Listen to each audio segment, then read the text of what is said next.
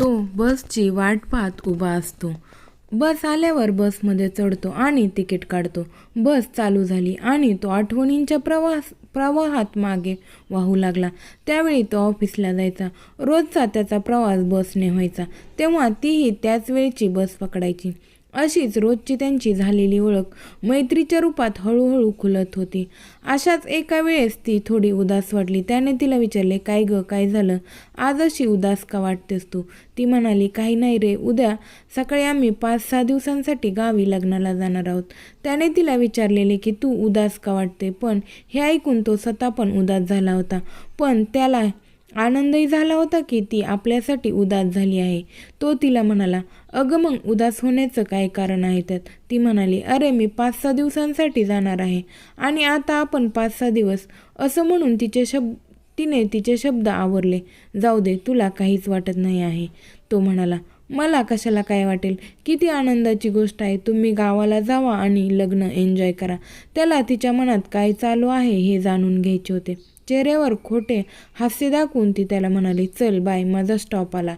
ती तिच्या डोळ्यातील पाणी लपवण्यासाठी त्याच्या नजरेला नजर देत नव्हती. तोही खूप उदास झाला होता. पण जाता जाता तिचा हसरा चेहरा पाहावा म्हणून तो आनंदाचा अवसान आणत होता. हॅप्पी जर्नी, ती हसली, पण अश्रू लपवत होती आणि ती बसमधून उतरली. दुसऱ्या दिवशी त्याचे ऑफिसला जायचे मन नव्हते. घरी राहून पण तिची आठवण येईल. ऑफिसला गेल्यावर कामात वेळ निघून तरी जाईल म्हणून तो ऑफिसला जायला निघतो. तसा तो फारच उदास असतो. तो बस स्टॉपवर जातो आणि पाहतो तर काय, ती बस स्टॉपवर उभी असते. त्याला आनंदही होतो, पण स्वतःच्या डोळ्यावर विश्वास बसत नाही. तो तिला विचारतो, अगं तू लग्नाला जाणार होतीस ना? ती म्हणाली, नाही गेली रे. का गं? असंच नाही जावंसं वाटलं म्हणून नाही गेले. त्या क्षणी त्याला असं वाटत होतं की ती आपल्यासाठीच गेली नसेल. त्याला खूप आनंद झाला होता. बस आली. दोघे बसमध्ये चढले. तो तिला पाहतच बसला होता. ती मात्र शांत बसली होती. असेच दिवस उलटत गेले. तिचं नंतर बस स्टॉपवर येणं कमी झालं आणि ती आली तरी शांत असायची, काही बोलायची नाही. त्याने अनेकदा तिला शांत राहण्यामागचं कारण विचारलं, पण ती काही नाही असं बोलून तिने टाळले. त्यानंतर असे वाटू लागले की तिला माझ्याकडून तिच्यावरच्या प्रेमाची कबुली पाहिजे असेल.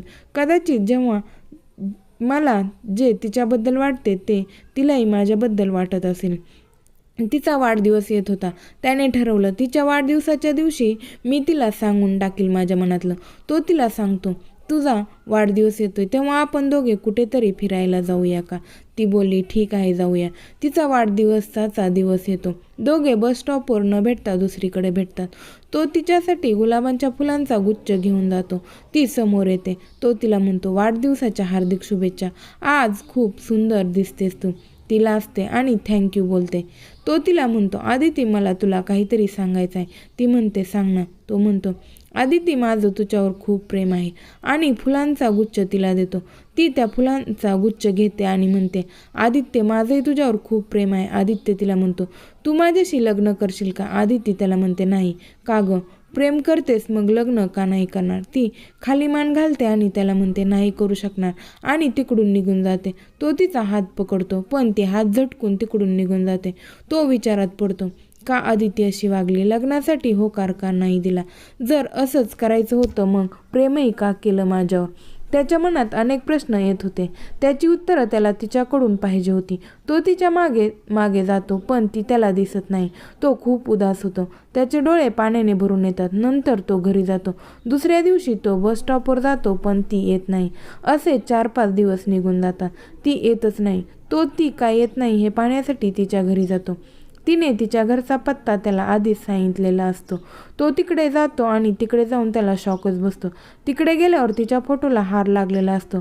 तो तिच्या घरच्यांना विचारतो, हे काय, हिच्या फोटोला हार का लावला आहे?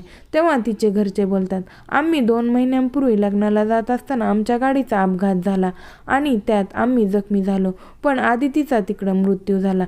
हे ऐकून तो बोलतो की हे कसं होईल? आदिती तर 4-5 दिवस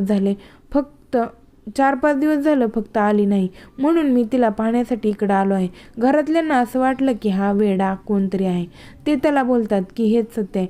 तो जोरदार आदिती असं ओरडतो आणि खालीच बसतो. तेवढ्यात बसचा ब्रेक लागतो. तो भानावर येतो. आज त्या गोष्टीला 5 वर्ष झाली. तरीही त्याच्या डोळ्यातून अश्रू निघत असतात. तो ते अश्रू पुसतो, बसमधून उतरतो. त्याला असे वाटत होते, माझ्या प्रेमाच्या कबुलीचं तिला माझ्यापासून दूर घेऊन गेली. ती केवळ माझ्या प्रेमाच्या कबुलीसाठीच मृत्यूनंतर देखील परत आली होती. जर त्या दिवशी मी तिला माझ्या प्रेमाबद्दल सांगितलं नसतं तर. पण तेच ऐकायला तर तिचा जीव माझ्यात अडकून राहिलेला होता. आदिती, प्लीज परत ये ना एकदा. ही होती हृदयाला स्पर्श करणारी प्रेमकथा. ही कथा पूर्णपणे काल्पनिक आहे.